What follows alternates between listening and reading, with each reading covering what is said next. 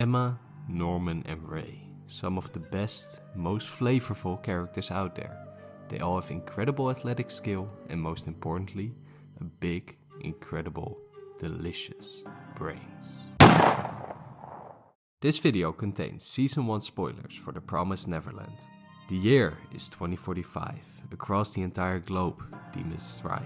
One chance these three have to ace their test or be destined to be eaten instead. How will they reach the end when Mama Isabel is there to defend the house's soil on which they stand? Let's talk first about the preparation you will need to pull through. You all know that success isn't possible without a good preparation. But how do you know what you will need in order to succeed? For the kids this is easy. Leave Gracefield House as quickly as possible with as many kids as possible without getting caught by Mama Isabella or the demons. If the kids were to have to go off, I don't know, preparing the tastiest dish for example, then they would need a totally different skill set and probably a very willing friend.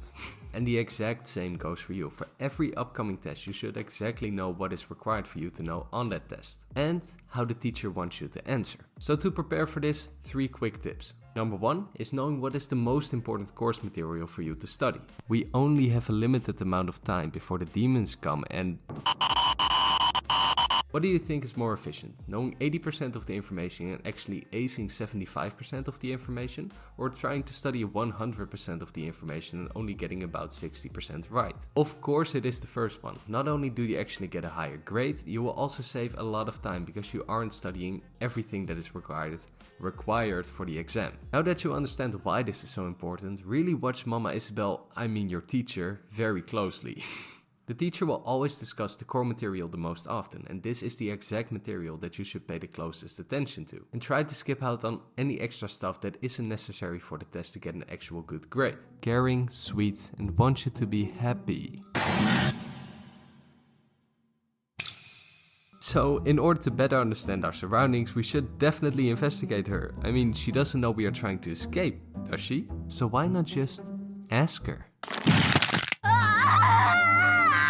Just by asking your teacher, you can actually get a lot of information right out of them. They of course want you to succeed and actually get a good grade, and they know what is going to be on the test. So just asking them straight up, being polite, being nice, you can actually get a lot of information out of them. They want their dear students to succeed, and depending on how you frame the question, you can actually get a lot more answers out of them than you might expect. Questions like, "Dear sir or madam, I am quite lost regarding the test. May I ask what are going to be the most important subjects that will be on the test? And will this be relevant on the test?" Are great ways to get a lot of answers very quickly. Speaking of Isabella, unfortunately for her, she didn't quite make it out. But even though her trip didn't result in her making it out of Gracefield House, her actions can give us a lot of information how to be better and actually do escape. Looking at past examples is actually one of the best ways to get ahead of your competition and become the best at something. Therefore, looking at old practice exams is a very easy way to get a lot of results very quickly, because you will know exactly what is going to be on the test. Because here's a little secret, but Gracefield House didn't really change throughout the decades, and your test too probably won't change all that much throughout the years.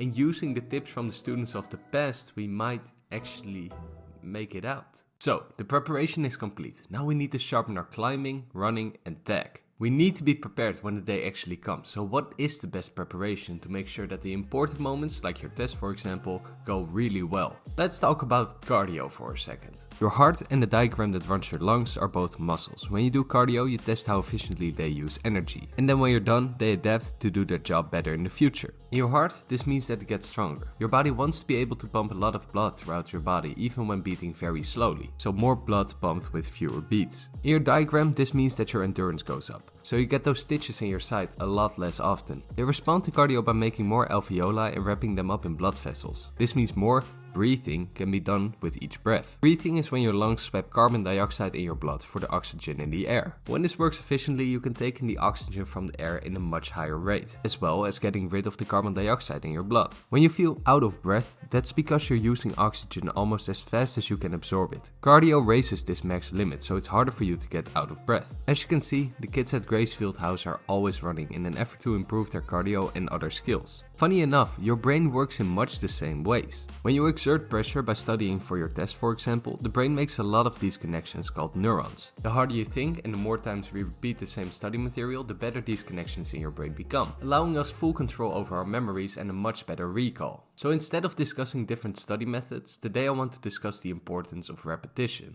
When pursuing a new hobby or anything alike, we all have to deal with the improvement curve. As you can see, the progress you make in the beginning is very high. And really just by being consistent and showing up, you can really get very far with little effort. This is where I want to talk about the forgetting curve. Hermann Ebbinghaus's forgetting curve has been discussed in much of the scientific literature from the past decades. The reason for this is that it gives a clear picture of how fast we forget new information that we've just studied, and shows us how often we need to repeat certain study material in order to perform optimally. So, coming to the forgetting curve, as you can see, in the beginning we forget a lot of information very quickly, and this is of course very bad, because if you have a test tomorrow and you just started studying the day before, you will probably not ace that test. But just by spacing out the same study hours over a longer period of time, we can really increase the amount of information that we are able to recall. So if you plan to study just like 4 hours, make sure you space those 4 hours out over an entire week. This will really help you to recall the information a lot more easily on the day of the test.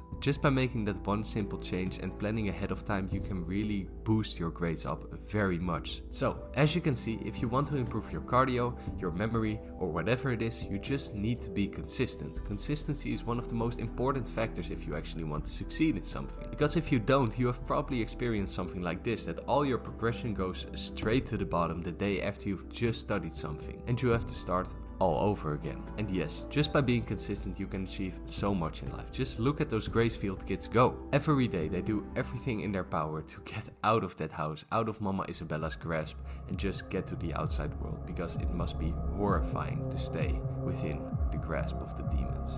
And if you don't study in time, they too will come for you.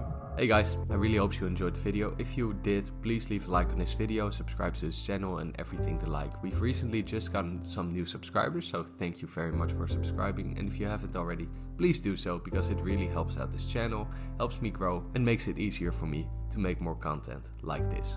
Thank you so much for watching, and I will see you in the next one. Bye!